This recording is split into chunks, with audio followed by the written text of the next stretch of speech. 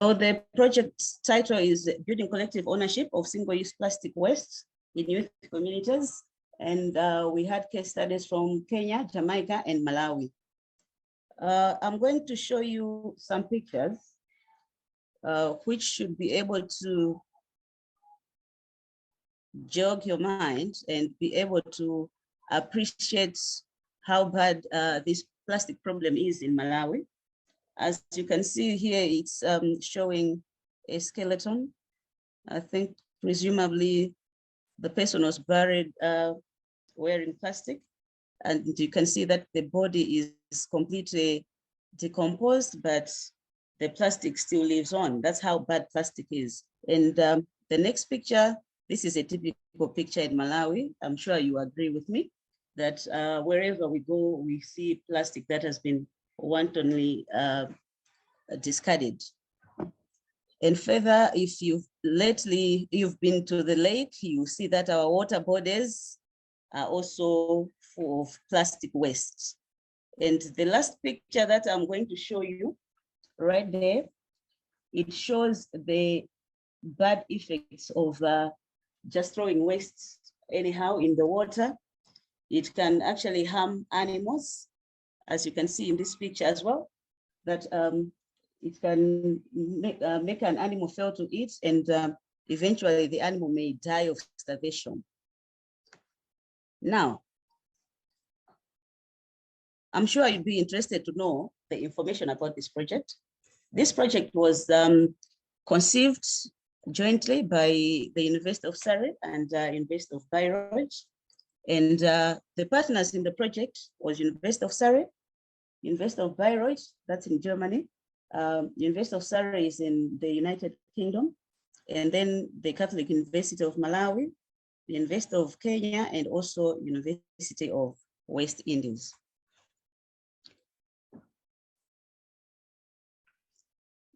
Now, the question that comes to mind is, how did the idea of this project come to be conceived?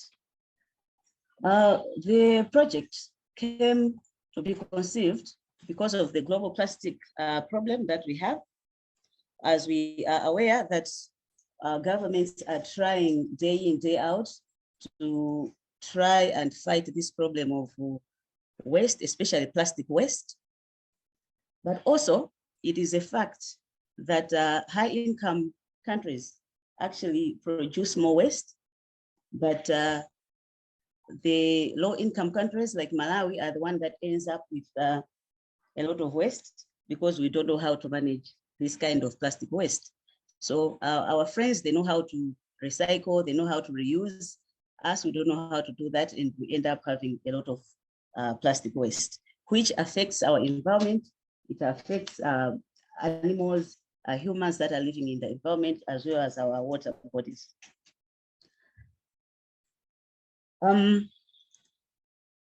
For this reason, this project was born to say, why can't we study and see what the problem is? Further to that, apart from identifying that there's a problem, we said single plastic. Why single plastic? There is a lot of waste. We know we practice the bad waste management ourselves, but the worst one is a single-use plastic problem, which in Malawi is very common. And as we are aware, there have been battles in the courts so that protection of single-use plastics is stopped, and producers were fighting it. And this is why we're saying, let's go and do a study on specifically single waste plastics. You might need to know that in Malawi, every year we produce 75,000 tons of plastic waste. And 80% is single use. What do we mean by single use plastic? We mean plastics that are used once and they are not recycled. We use once and they are discarded. This is because there's rapid urbanization. We know that if we say we are developing, right? So with development comes a lot of use of single-use plastics. And based on the population growth rates, it is estimated that the plastic waste that is being generated is going to increase to 32 tons. That will be in 2030, will be producing up to 32 tons of plastic waste. This is double the amount that was estimated in 2014.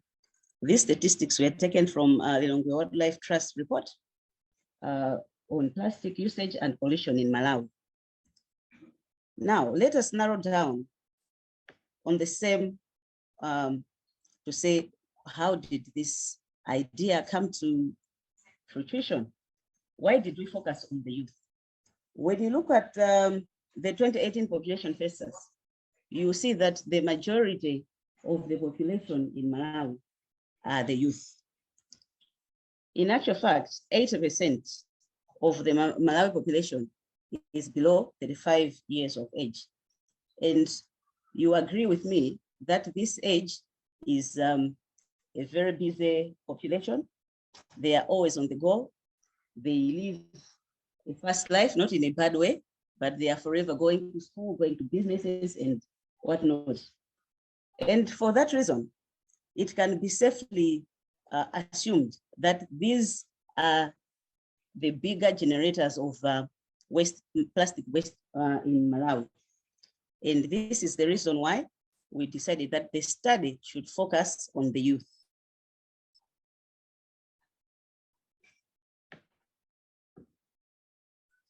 Now, on the problem statement, what was the problem that we saw that needed to be studied on?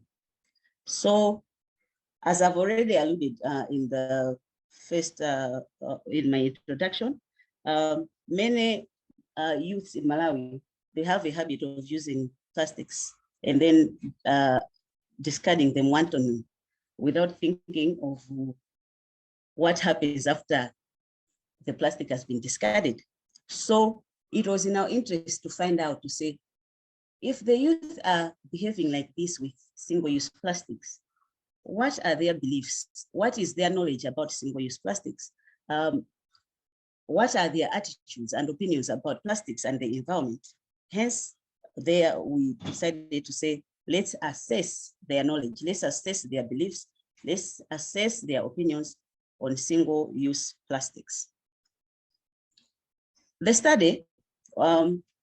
study's objective was that we should be able to assess the knowledge, the beliefs, and the attitudes towards single-use plastics, but also specifically to determine whether knowledge, perceptions, beliefs play a role in how one behaves when it comes to handling single-use plastics, but also single-use plastic waste. And also establish the factors behind the knowledge and the perceptions and the beliefs that are driving the behavior. So then those were the objectives of the study. Now, coming to the theoretical framework. The theory that was used in carrying out this research is the theory of planned behavior. This theory suggests that a person's behavior is dependent on the one's intention to perform the behavior. And in addition to that, it also says that an individual's attitude is formed by their beliefs, their values, and that will determine whether how one behaves towards a particular thing. So we felt that this theory would help in carrying out the research and determining how one's behavior, one's beliefs will make them behave towards single-use plastic and single-use plastic waste. What do I mean by that? If you believe that plastic is bad, single-use plastics is bad, then you're going to avoid using it, depending on your knowledge or depending on your beliefs. If you believe that good waste management practices are good, whether you've been raised to believe in that, maybe you've read something like that or you've been taught, then that we wanted to measure if that is going to determine how one will behave towards single-use plastic and single-use plastic waste. Moving on, the significance of the study. I think the significance of the study cannot be emphasized. Suffice to say that this study was very important, as we know there's a problem and we need to find the root cause of the problem. So we hope that by carrying out this study, we'll be able to assess the use behavior and be able to come up with the interventions that can curb this problem.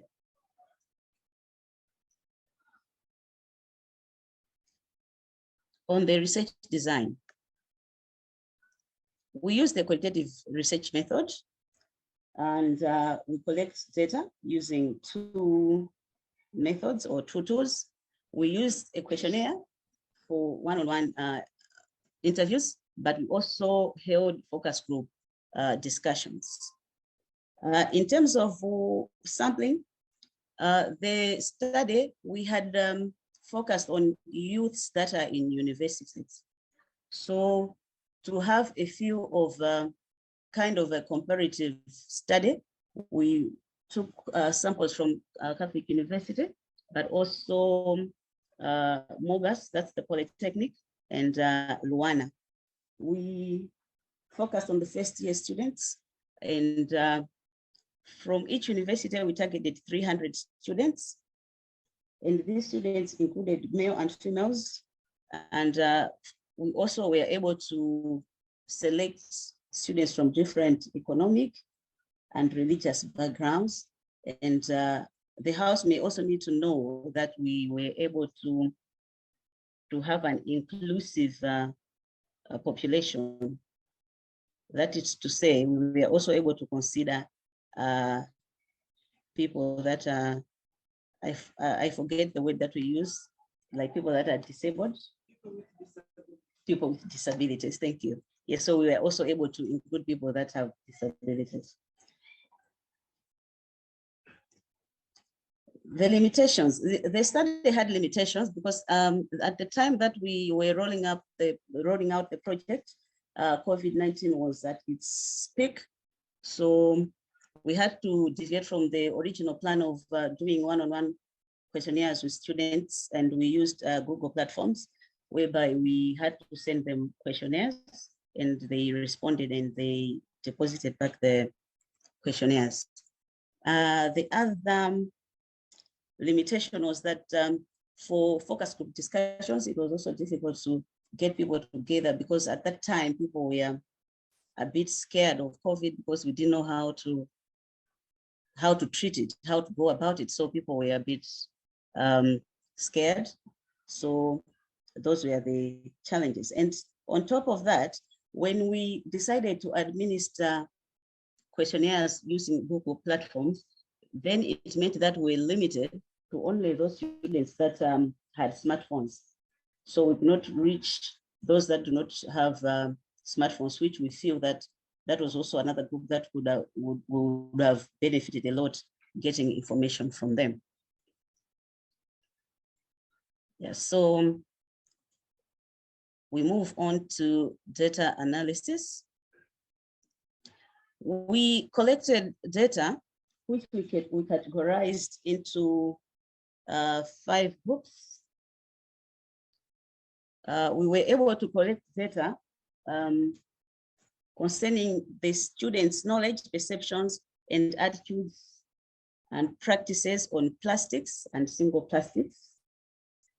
We were also able to collect data on availability of alternatives to plastics, especially single-use plastics, and also willingness to use those available alternatives.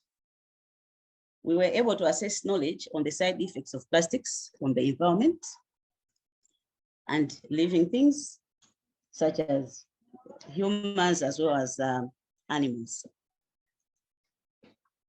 We were able as well to get information on solutions for dealing with single-use plastics. We were able to ask the students questions to say, what do you think should be done? And we were given suggestions. And lastly, we were also able to measure and assess the impact of social demographic characteristics on attitudes towards single-use plastics. What we mean here is that we were able to be able to determine where one comes from, where one, what one believes in, or economic background, religious background determines how one treats single-use plastics. Now, in the information that we gathered, we were able to note that the majority of the students, they know what plastics is, they know what single plastic is. They were also able to show that they know how single-use plastics have affect the environment. But this information on how the plastics affect the environment was a bit limited, because a lot of the students were able to give information that it makes the environment not look good, but they were not able to explain, to say how it affects animal life, how it affects plant life in the environment. In terms of how individuals dispose waste, we were able to determine that students will dispose waste however they want, in spite of knowing the information, knowing that there are some bad effects for disposing single-use plastics, but they will dispose it randomly either way. They also were able to describe the negative effects. Some of the participants were able to describe the negative effects, such as on the environment, aquatic animals, land animals, as well as humans. But when asked about whether a human being can suffer from plastics that have penetrated into the soil, into the environment, a lot of participants did not know that.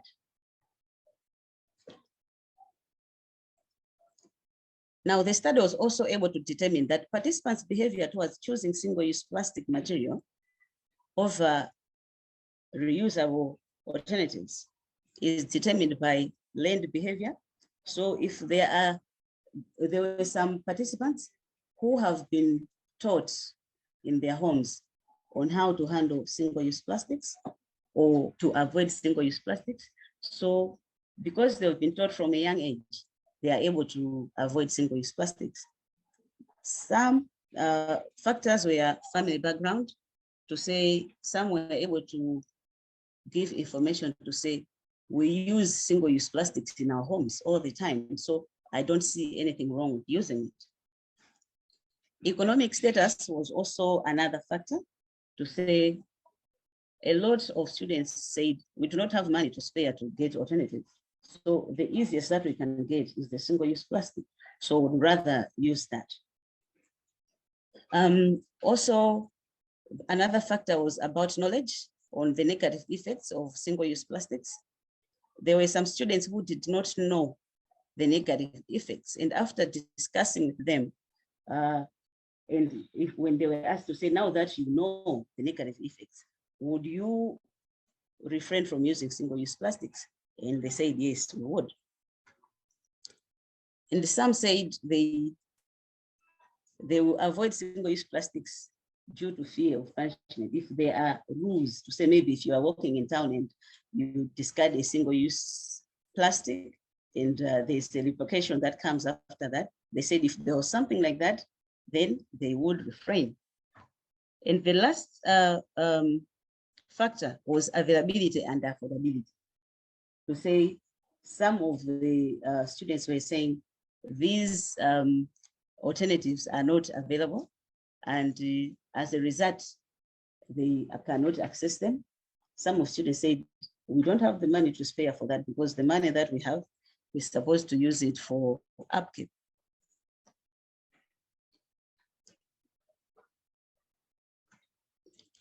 When asked about how this problem can be resolved, there were several suggestions that were made.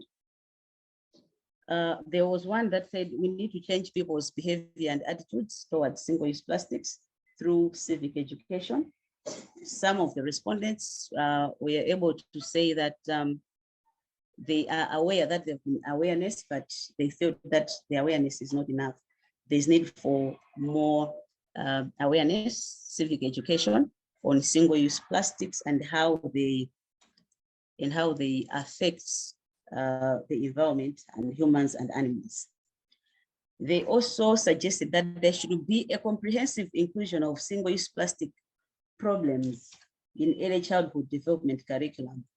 This came out a lot when we were having focus group discussions, where they were saying in primary school, waste management is taught, but not at a deeper level. And they believe that if it started in lower primary school, once the kids are growing up, it will become embedded in them to say this is how we treat single-use plastic. There was also a suggestion of subsidizing the reusable alternatives, to say that if the reusable alternatives could be subsidized, then the population, which is the youth, the students, would be able to afford the alternatives.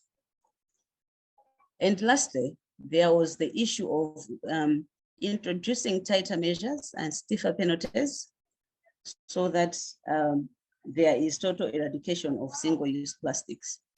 This came out during the discussion, as there was an issue to say that there was issues in the court, matters in the court about single-use plastics.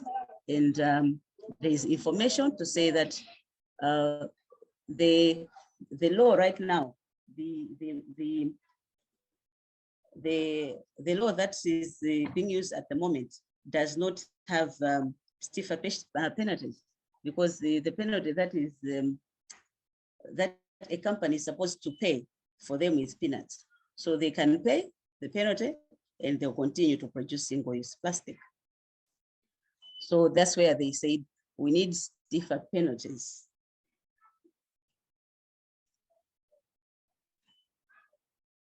So in a nutshell, the project found that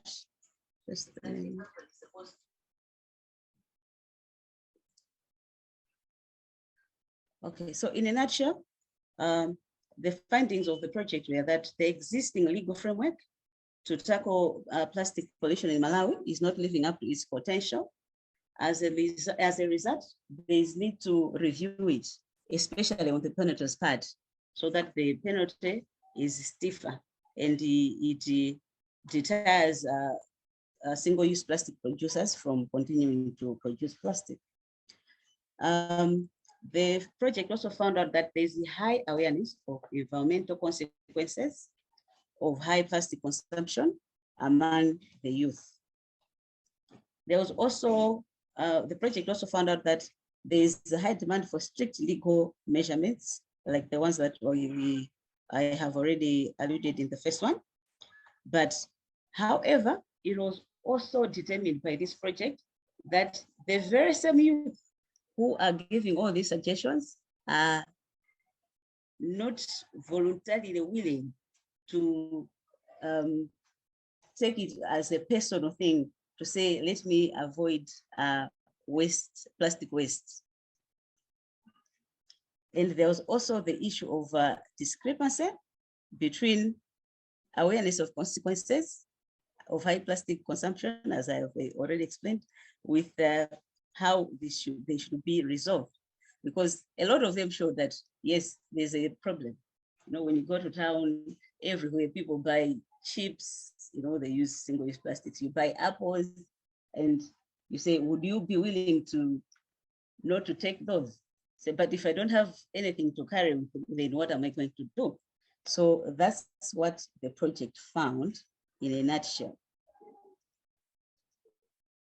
So on recommendations, the recommendations that the project made are the ones that were suggested by the respondents, to say we should work on the existing laws focus on awareness campaigns more, focus on cleanup campaigns, educate the masses on recycling, because that was also another issue that came out, to say we don't know how to recycle, how to reuse.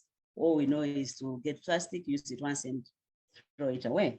And as already stated, the issue of including environmental issues in lower school curriculum, and also make people aware that plastic waste reduction is starts at an individual level. That was also another recommendation, to say everyone should take it as a personal endeavor, to say I need to avoid single-use plastics. And also the last one was that there is need for comprehensive offer of alternatives to single-use plastics. Further research, after carrying out this study, it was discovered that the youth that we conducted the research on,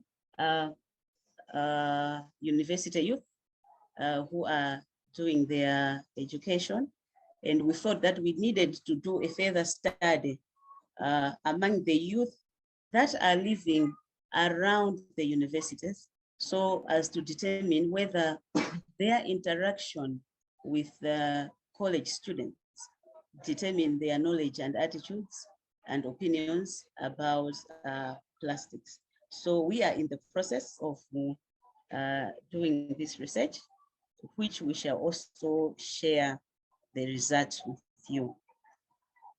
Then that is the end of my presentation. I will now invite questions.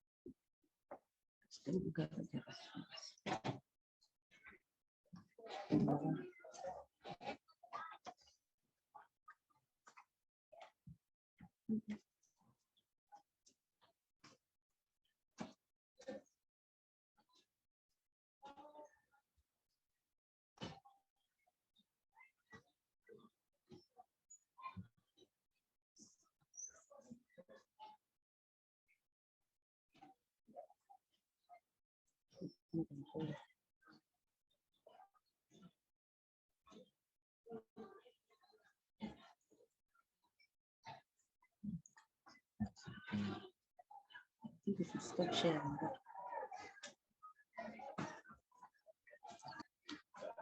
Okay, the floor is open to questions. On the presentation, well, my name is Henry Zulu. I'm an economics major in third year. Apparently, there was a tactic or a method that was spoken about, saying, there will be methods, tighter methods that will help eradicate this problem that is beyond us, right? My concern was towards Malawi, as well as to the business people that are in Malawi. Regarding the cost and benefit analysis that we see in this country, how do you regard them in terms of, say, the costs that they can use in terms of if they're running a business, they are going to use plastic. You said plastic, plastic items. What alternatives are you going to put in place so that these business people at least have a decision to make by using either a plastic bag or something else that is going to not be plastic? Yeah, that was basically my question. Regarding these business people, how are they going to evaluate this cost and benefit, their costs and their benefit? Yes.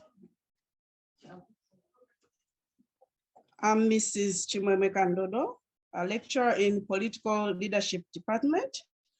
First of all, I'd like to thank you, Toko, for the wonderful yeah. Yes, Tisunge, for the wonderful presentation. Learned a lot from your presentation. I have a few questions. Out of curiosity, I'd like to know why you chose first-year students and also why you chose those universities. For example, CU, MUBAS, the other one was Rwanda. And what were the alternatives that these students came up with to the single-use plastics? If I'm not mistaken, I read somewhere that Tanzania has managed to deal with the issue of single-use plastics. If it's true, maybe we can learn from there. All right, so you may consider that as well. And the last one is, you're saying now you'd like to draw out to the youths who are in areas surrounding these universities. I think you can also consider the youths who are in the rural areas. Yeah, so that you can do a kind of a comparison between the rural areas and the urban areas. Yeah, thank you. All right. I'll start with the first question. You asked about you talked about cost-benefit analysis and how the alternatives that we're talking about are going to affect those people that carry out businesses, right? Okay. The first thing that you need to know is that single-use plastics are cheap in the short term, but in the long term, they are costly. You may think that buying a single-use plastic for 100 kwacha is cheap today, as opposed to you buying a cloth bag, which you carry around with you, and every time you're purchasing something you buy, number one, you use that bag for a long time. Number two, when you decide to discard it, it's going to decompose as opposed to plastic. So the alternatives that are there, those that are as old as me will agree that there used to be brown bags before that people used to use for shopping. And the other alternative is that, as I said, cloth bags. There are sisal bags that can be used in the ones that we use now, baskets like Mlaza baskets. Yeah, so those are the ones that one can opt for. But also for the plastic, we're saying single-use plastics are the ones that are really bad. So let's say, for example, a student and you like to go and buy your meals. It's better for you to have a container which you're going to use for a plastic container, which you're going to use over a period of time, rather than the disposable plastic food carriers that are sometimes served at the food outlets. I hope that answers your question. Thank you. And moving on to Mrs. Kandodo, you asked why first-year students. We felt that the first-year students would represent well the student population. We thought that their behaviors are the same in terms of using plastics. If they're going to buy food, if they're going to use single-use plastics, because it's a community at the college, and we felt that the first-year students were representative enough of the student population. And why MUBAS, CUNIMA, and Rwanda? We wanted to see whether the behaviors are different, where one is a private university and another is a public. As you may know, that maybe at a private university, the students may be well off, and maybe their behaviors may be good or bad. And maybe at a public university, the students may be, a bit poor, and maybe their behavior, because our reason would be where someone has little money, they want to spend it every day buying a single-use plastic, rather than buy a container where they can use that to buy food. So that is what we wanted to differentiate. In terms of alternatives, I've already outlined the alternatives to say one can opt to have a cloth bag. We've seen, I think a lot of us, now that we've become aware, especially the older generation, we move about with bags in our cars that we use for as shopping bags, size of bags, baskets made from reeds. So those are alternatives that were being suggested in the study. Suffice to say that maybe such alternatives would not be too cool for students, but I mean, it's something that one should consider, considering how bad single-use plastics are to the environment. I have taken note of your suggestions for further study. I think it's an interesting group also to study the youth in the villages, because I think the problem is not confined only in the urban setting. So that would also be something that I'm sure the team that I'm working with would consider. Thank you so much. Any other question? Okay. Okay, thank you very much. Anna Manyenga from the Basic Sciences Department, lecturer. I have one question. Your research adopted qualitative design, but then in your methodology, you talked of checking the relationship between the socio-economic demographics with whether the knowledge or attitude, maybe perceptions of the students towards waste management. I'm interested to see how that was measured, because perhaps that seems a bit quantitative, and maybe we would expect to see the relationship between the specific variables in the socio-economic demographics with how they are relating with maybe their attitudes of the knowledge and the practices. Thank you very much. Thank you for the wonderful presentation. My name is Sangwan Tembo from Anthropology Department. From the findings, I think it has shown that the students are aware of the harmful aspect of these plastics. Don't you think it's the problem now of the dump site, the disposal of these plastics? Because at the end of the day, if they have a place where they can dispose, and I think the pictures which you showed demonstrated issues of disposal, how these plastic papers are disposed. And I think if you look at, is it Kachere in Blantyre, you look at Zomba, most of these disposal sites or dump sites that are closer to residential places that are dumped in the rivers. And I think maybe, don't you think we should focus on those particular aspects? If you look at Cunima, it's very clean, but where do these plastic go? I think is another issue which we should try to focus on.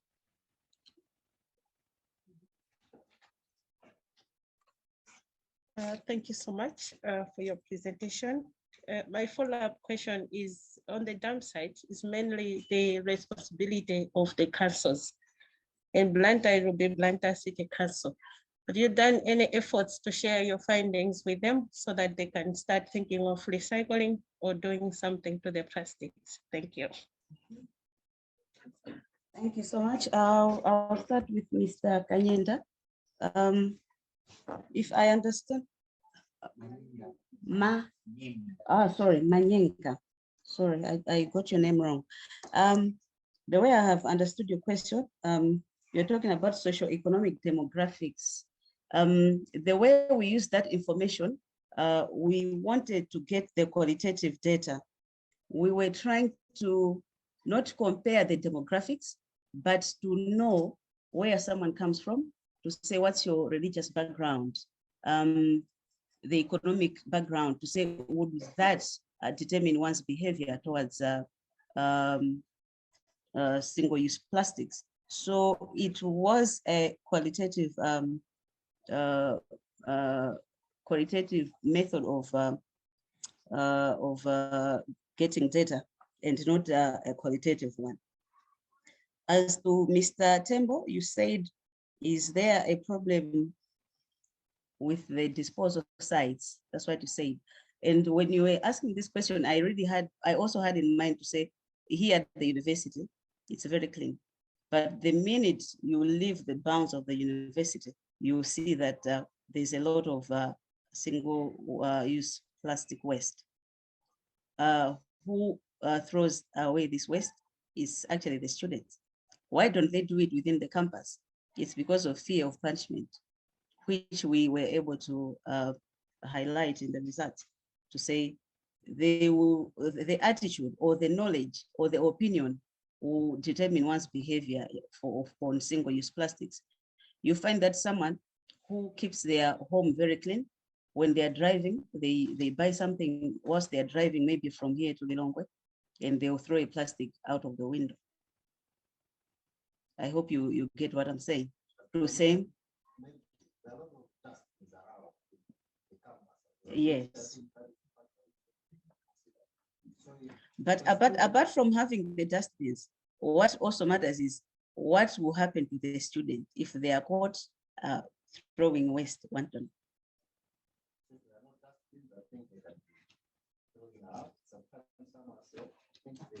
Mm-hmm.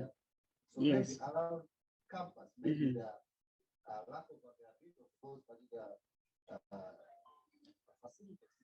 Mm-hmm. So I think that can also be looked at. Yes, I agree with you. That can be looked at, and I agree with you, but partly. Because if I take you to town, Blantyre town, there are dustbins around. But why don't people throw waste in the dustbin? It's because there is no immediate fear of that punishment. Because who is looking? If it was a time when there was MYP guys around, I'm sure people would be throwing things in the dustbin. So I agree with you to say availability of dustbins can also determine how one treats plastic waste.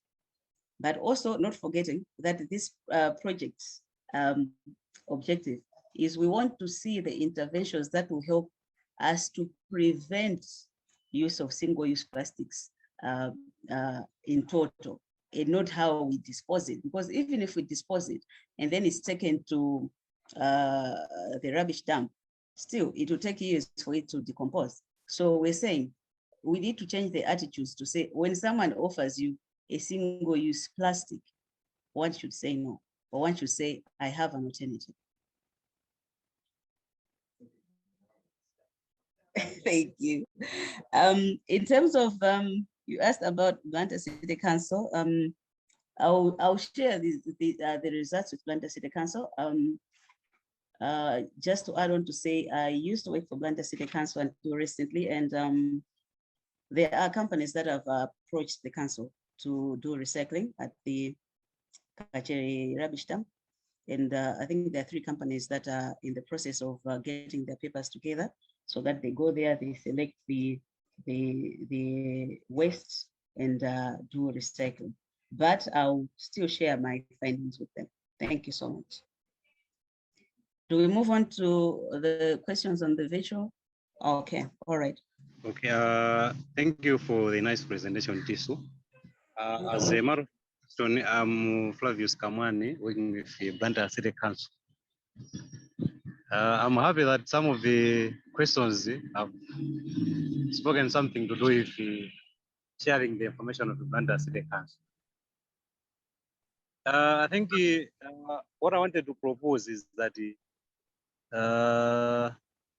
we all know that the universities are doing a lot in terms of research, but what is lacking is to share the information with those that are in the industry.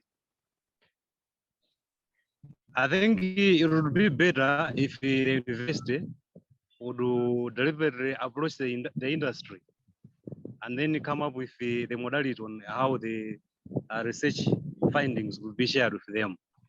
Sometimes it might be headache for an individual to be approaching an institution, but rather if the institution approaches another institution, things work better. You would agree with me that in some of the findings that were presented there are to do with enforcement.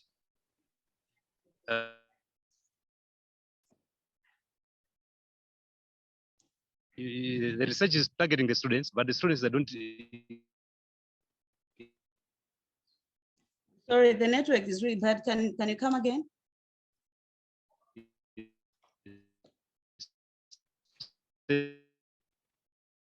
spoken is actually implemented.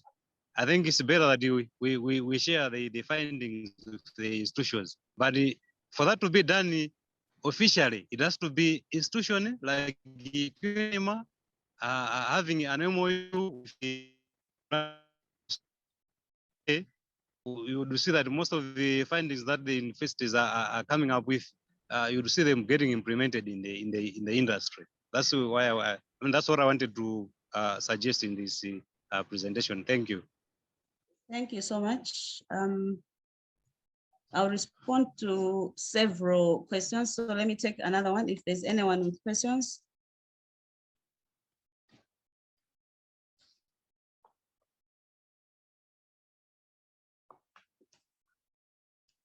Okay, I'll proceed to comment on what Flavius has said. I think what you're saying is true. And the big man is here. He can hear for himself. And he's showed me that he's very interested in research and sharing of findings. And I'm sure we should be able to come up with something in that regard. Thank you so much.